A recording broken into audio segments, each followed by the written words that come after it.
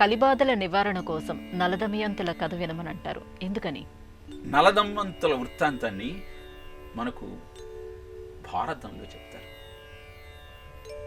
ధర్మరాజు 12 ఏళ్ల అరణ్యవాసము,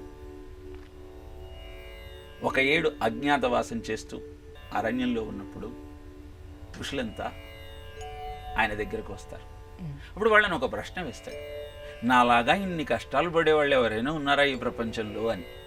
సామాన్యంగా కష్టంలో ఉన్నవాడు తనలాగా ఎవరికైనా కష్టాలు వస్తాయా అన్నటువంటి ఒక ఇన్ఫీరియారిటీ కాంప్లెక్స్తో ఉంటాడు. ధర్మరాజు కూడా ఎంత ధర్మం తెలిసిన వాడైనా ఆ కష్టంలో ఉండి వాళ్ళను అడిగినప్పుడు వాళ్ళు నలదమయంతుల కథ చెబుతారు. నిషీధ రాజకుమారుడైన నలుడు విదర్భ రాజపుత్రిక అయిన దమయంతిని వివాహం చేసుకుంటాడు. వీరి వివాహం ఇంద్రుడికి కూడా కన్ను కుట్టిస్తుంది. ఆయన కూడా దమయంతిని వివాహం చేసుకుందామని వెళ్ళి నలుడినే రాయబారిగా పంపిస్తాడు. చాలా పెద్ద వృత్తాంతం ఇక్కడ సందర్భానికి అవసరమైంది. అది కలి చూసి ఏ విధంగానైనా నలుణ్ణి పదవీచ్యుతుణ్ణి చెయ్యాలి, నడుల్లోకి ఎలా ప్రవేశించాలి అని ఆలోచిస్తాడు. నలుడు ధర్మబద్ధమైన జీవితాన్ని గడుపుతూ ఉంటాడు. ఆయనకు జూతం ఆడేటువంటి అలవాటు ఉంటుంది. కానీ ధర్మబద్ధమైన జీవితాన్ని గడుపుతున్న నేపథ్యంలో ఆ క్రీడ జోలికి వెళుతూ ఉండాడు. ఒకరోజు మూత్ర విసర్జన చేసి కాళ్ళు గడుక్కోకుండా సంధ్యావందనం చేస్తాడు. దొరికాడు నలుడు అనుకొని కలి నలుడిలో ప్రవేశిస్తాడు. జూత క్రీడకు ఆయనను ఉద్యుక్తుణ్ణి చేస్తాడు. ఒక బ్రాహ్మణుడి రూపంలో పుష్కరుడి దగ్గరికి వచ్చి పుష్కరుడితో సహా కలిసి నలుడితో జూతమాడి నలుడి రాజ్యం అంతా హరిస్తాడు.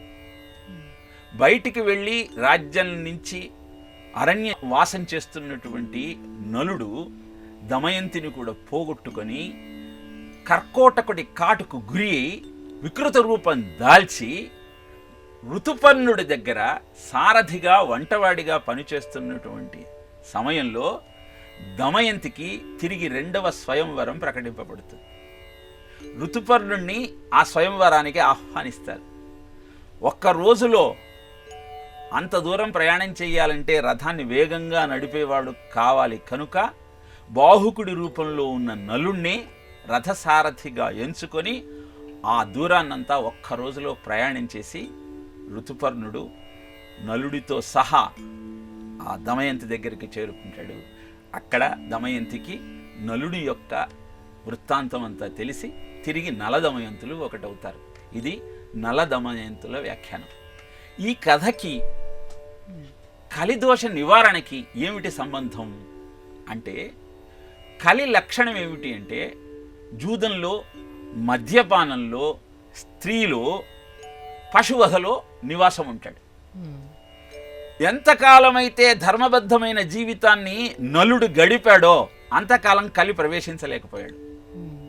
ఎప్పుడైతే ధర్మాన్ని నలుడు వదిలేశాడో అప్పుడు జూదాన్ని ఆసరాగా చేసుకొని ఆయనను పదవిచ్యుతుణ్ణి చేశాడు. తిరిగి లోకానికి ఉపకారం చేద్దామన్న ఉద్దేశంతో నలుడు అరణ్యంలో సంచరిస్తున్న సమయంలో కర్కోటకుడు కాటు వేసి ఆయన రూపాన్ని మార్చేస్తాడు.